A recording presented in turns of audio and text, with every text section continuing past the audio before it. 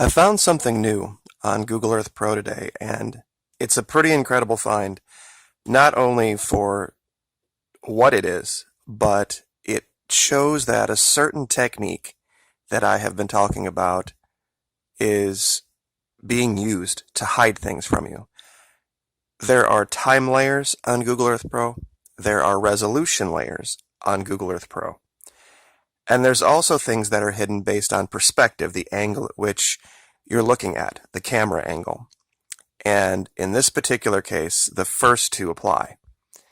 Where we're going to be looking at today is we're going to stay in this 2 o'clock region right here, but we're going to be going inland a little bit away from the coast. Let's see if I can zoom this in a little better for you. This is, of course, the British topographical map. Right here about 2 o'clock, if we come inland, we find this bay, and then we find this large island that looks like it has a bit of an isthmus. There's one here that I talked about yesterday, but there's another one here. It's this region right here that we're going to be looking at. I found something that, well, I'll just show you. It's better to show you than to tell you. Alrighty, so here we are. I'll zoom out real quick just for reference. This is, of course, the part by Argentina. And as we come inland here, I found what looks like a pyramid that's generating heat. Now, this cable I found in another video. We'll talk about it later. And of course, HC, if anybody ever sees that off to the side, HC stands for hidden corner. The numbers next to it are just Roman numerals for the number that I found. This is hidden corner 77, I guess. Now, when we look at it from this height, and this is the 2015, pardon me, historical layer, you can kind of see what looks like the beginning of a three-sided pyramid. But as we zoom in, it uncovers in a higher layer, higher resolution. And you see the tip, the crest of a mountain, and you think, okay, all right, well, not that big of a deal. Of course, there's the shadow and everything, and there's a snowdrift. Well, watch what happens when I come back out to this layer. Now I'm going to go up to the corner here, and this is, of course, our time slider we've talked about before, and we're going to back this off to 2009. Now watch what happens when I zoom in.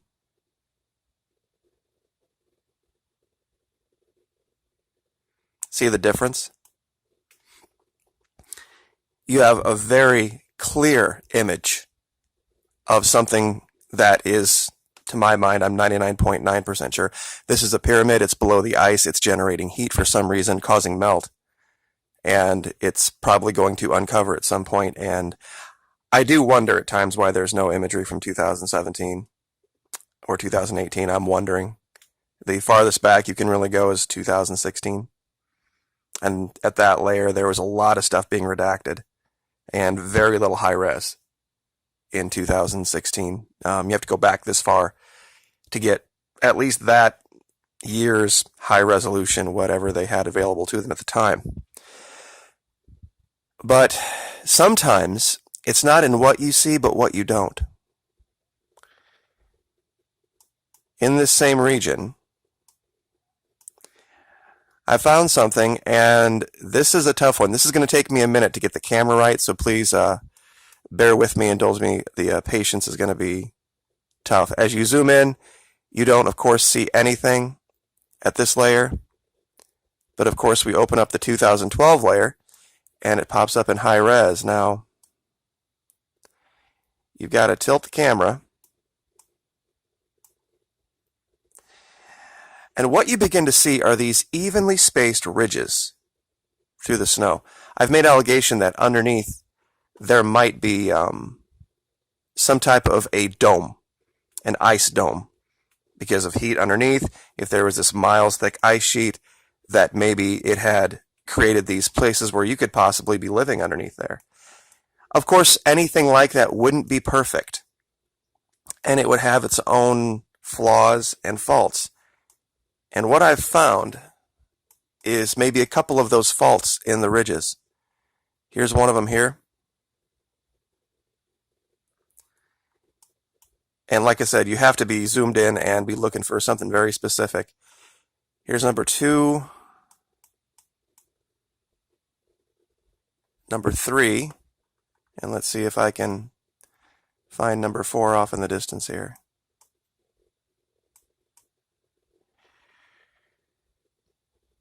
Oh, there it is. And there's number 4. Even the Romans knew how to create roofing that was ribbed, that had curvature to it, that gave it strength. I wonder if this is where they learned it.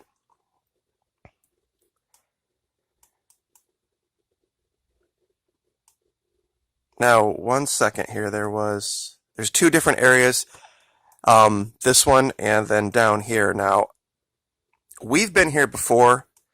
I found a huge field of these hidden corner structures. And this is the diffraction site where I showed that it was like basically the double slit experiment that shows that light acts as both a particle and a wave. And you can see the evidence from that from above. I mean, when you look at it, if you've ever seen anything like the double slit experiment, this is literally a real-world image of it. And if you don't know what it is, just go ahead and Google it. It was back when science was trying to determine whether light was a particle or a wave, and they realized it can act as both. But in that region, and that was from another video, I found something that wasn't natural. And I think when you see it, you'll agree with me. We have this ridge here along that it's just a little bit higher here than it is in the foreground. Now, as we zoom in, we see areas where the wind has blown and it's left evidence on the other side. But here we see something very, very different. Now, for those of you out there who have dogs, and I've had up to 4 in my lifetime, you know exactly what it looks like when the dog's trying to dig under the fence. And this is exactly what this looks like. Something or somebody has been digging or tunneling here for some reason. This is not an avalanche. This is not natural. When you look at everything around it, this is evidence of digging or tunneling. And real quick, we will bring up the ruler just to give you an idea of how big this is.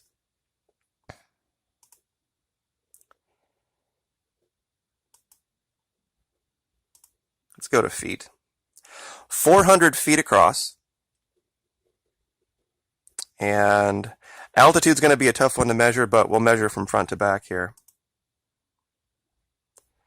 From where it looks like they're digging to the end of the pitch field is 1,300 feet. For those of you European, 416 meters long and 120 meters wide.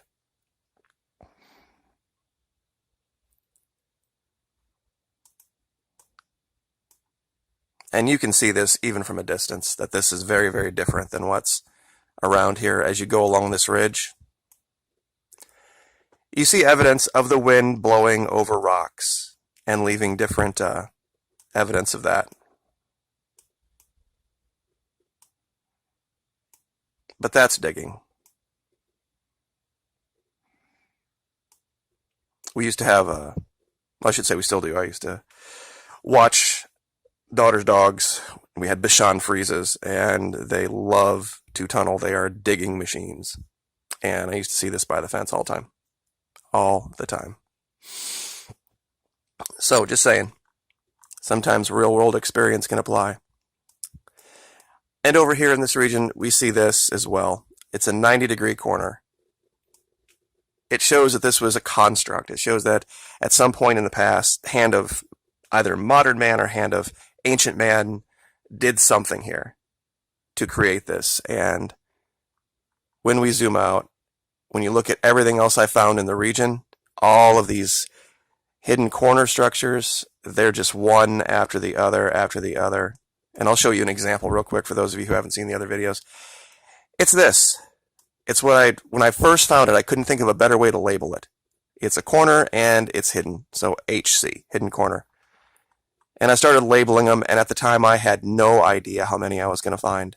I've found hundreds. I've even stopped. When I see them, I don't even label them anymore, because there's just hundreds of them down here.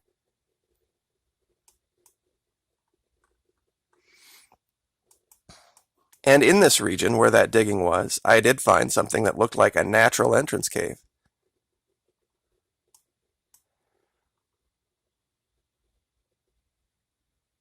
So this is old stuff. I don't want to go over too much old material. But where else? Oh, as I said before, sometimes it's the thing that you don't see.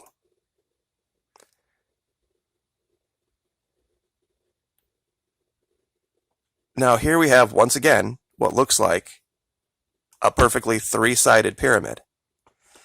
But I'm going to spin the aspect around here a little bit to show you that there is a shadow mismatch. Okay, you have two nice clean ridges here.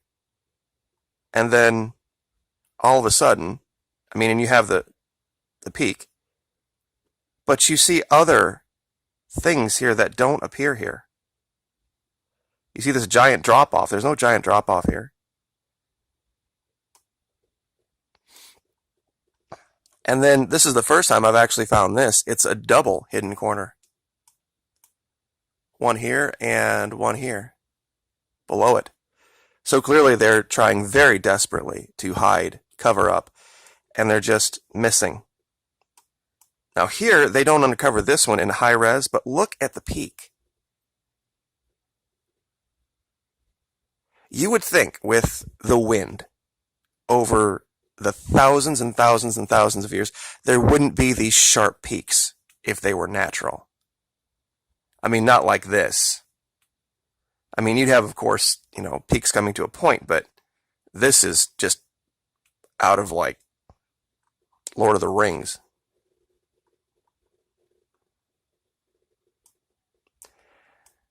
And over here, and once again, when you look at some of these structures down here, they're just much too perfect.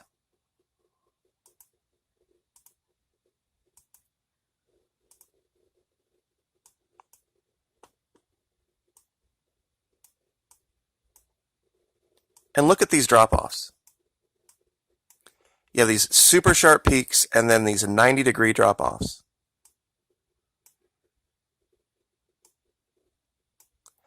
That don't show anywhere else. And the triangle shapes down here, I've been through mountains, I've lived in mountains, I've been around lots of mountains, I've never seen anything like this. And you can go take a look at the pictures of the Rockies, take a look at the Appalachians, and look at the shadows they cast, and then come down here and look at these. Very, very, very, very different.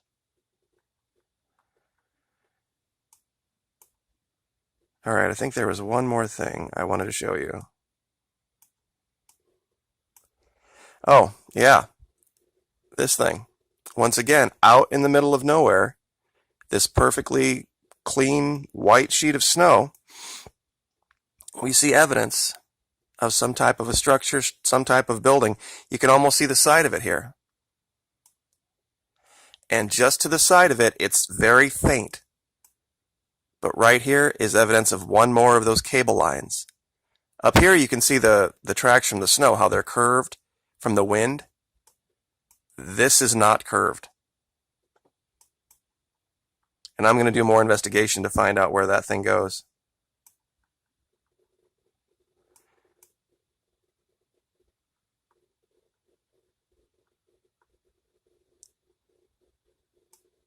But I think that was it for today.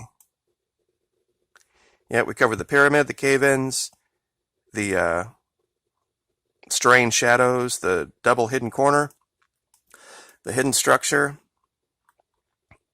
the unnatural corner, the digging, the diffraction site, entrance cave. I think that was pretty much everything for today.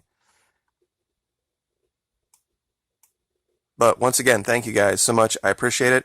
One thing I did want to cover, I wanted to answer, answer a question that was asked. I had made the allegation about there being possibly some type of the explosion with the caldera here, and that could have caused some type of a breach that caused the Pacific to pour into the Atlantic. There are in different regions, subtle differences in the height of the sea. It depends on salinity, it depends on currents, and you can look this up. It's not permanent, and it's not, you can have a difference of pressure, of air pressure. And if there were a huge blast like this, like in the huge earthquake in 2004 in the Indian Ocean, the floor of the ocean literally collapsed and sunk. An event like that would cause a difference temporarily in the level of the sea. That's what causes the tsunami.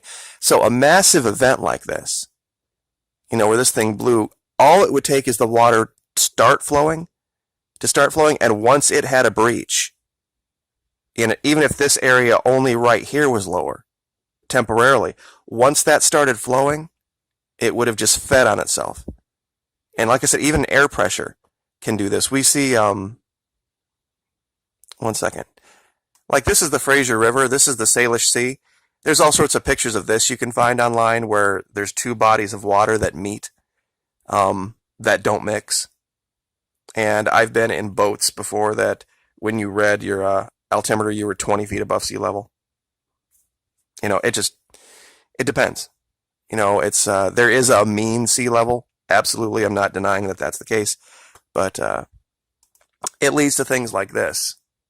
And this is, of course, a bull shark up in a freshwater river. This happens here in Florida all the time, where you have this stuff called brackwater. And it's a mixture of salt water and seawater. And seawater is much, much more dense than freshwater is. And it causes difference in freezing. All sorts of different factors play into this. So I just wanted to cover that and answer that question. How could that current have been started? How could there be flow from one side to the other? The Panama Canal, there's a difference between the Pacific side and the Atlantic side that they have to account for, when they're pulling all the ships through the locks. So anyway, just wanted to leave that there. Thank you guys so much. I appreciate your support. Like, share, subscribe, and we will see you next time. Thank you.